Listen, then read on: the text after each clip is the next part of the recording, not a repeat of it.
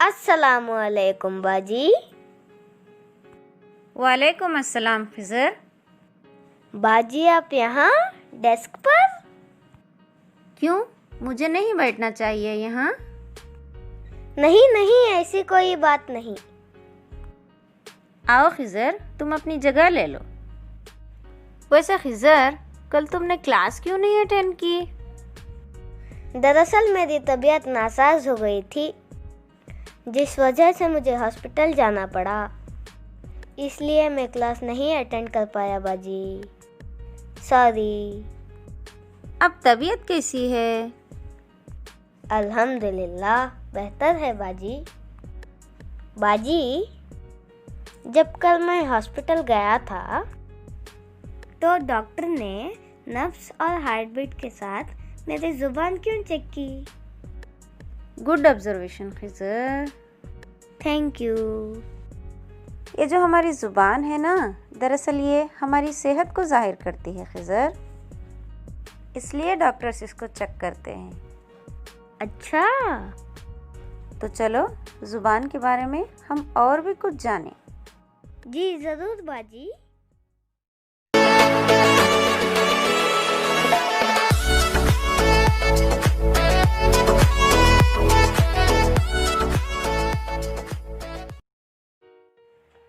ज़ुबान हमारी सेहत को जाहिर करने में बहुत अहम रोल अदा करती है। सेहत में होने वाली हेर फेर को हम ज़ुबान के रंग से मालूम कर सकते हैं। ज़ुबान अगर हल्के गुलाबी रंग की, बग़ैर धब्बे के और तर हो यानी वेट हो, तो समझ लो कि तुम्हारी सेहत अच्छी है। अगर ज़ुबान का रंग लाल हो जाए तो इसका मतलब होता है कि तुम्हें बुखार है या किसी तरह का इन्फेक्शन हुआ है। ज़ुबान का हल्का पीला होना पीलिया या डिहाइड्रेशन की निशानी है, या फिर इसकी वजह स्मोकिंग भी हो सकती है। इसी तरह ज़ुबान के किनारों पर लाल होना आंतों में ख़राबी की निशानी है, और ज़ुबान के भूरे रंग के धब्बे होना स्किन कैंसर की निशानी है। और अगर ज़ुबान पर काले धब्बे हो रहे हैं तो समझ लो कि तुम्हारे जिस्म पर बैक्टीरिया का अटैक है, या फिर ये काले धब्बे तंबाकू के असर से भी हो सकते हैं। अब चलो खिज़र, ज़ुबान की साख्त और इसके फ़ेल के बारे में कुछ जानकारी हासिल करें। जैसे कि तुम जानते हो, ज़ुबान एक हिस्सी अज़ू है जो हमारे ओरल कैविटी में मौजूद होती है। ये मस्कुलर टिश्यू से बनी हुई होती है। ये हमारे मुंह के निचले हिस्से और हलक से जुड़ी हुई होती है। ज़ुबान ग़िज़ा को दांतों तक भेजने में मदद देती है, और साथ ही बातचीत करने में भी ज़ुबान मदद देती है। ज़ुबान की औसत लंबाई 10 सेंटीमीटर होती है, और इसका वज़न लगभग 60 ग्राम से 70 ग्राम तक होता है। अगर तुम ज़ुबान की ऊपरी सतह को छू कर देखो तो तुम्हें रफ लाइक स्ट्रक्चर का एहसास होता है।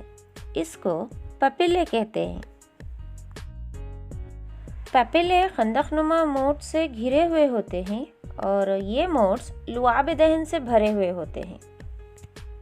जब हम कुछ भी खाते या चखते हैं तो इसका जायका लुआब दहन में घुल जाता है, और वहाँ से टेस्ट बड्स यानी जायका शगुफ़ा तक नश्र होता है।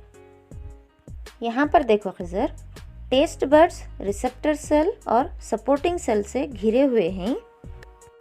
जब घुली हुई ग़िज़ा पोर के ज़रिए माइक्रोविलाई को छूकर टेस्ट बड तक पहुँचती है तो यहाँ पर एक किस्म का इम्पल्शन पैदा होता है, और ये इम्पल्शन न्यूरॉन और नर्व फाइबर के ज़रिए दिमाग तक पहुँचता है।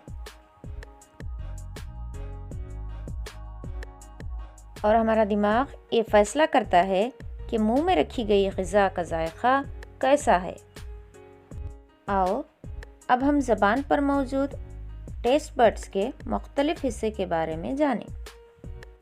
ज़ुबान पर 4 मुख्तलिफ किस्म के टेस्ट बड्स होते हैं, जो इस तरह हैं: मीठा या स्वीट, नमकीन या साल्टी, खट्टा या सोर, और ज़ुबान के हलक के पास कड़वा या बिटर।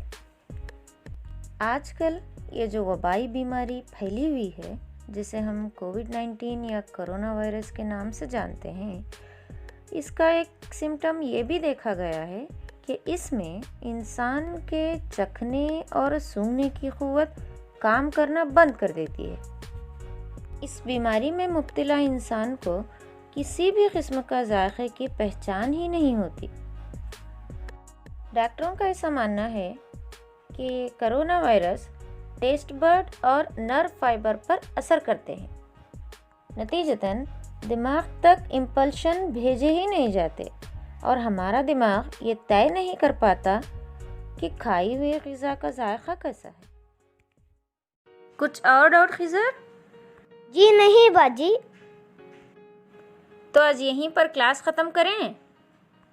ठीक है बाजी। ठीक है, अल्लाह हाफिज़। अल्लाह हाफिज़।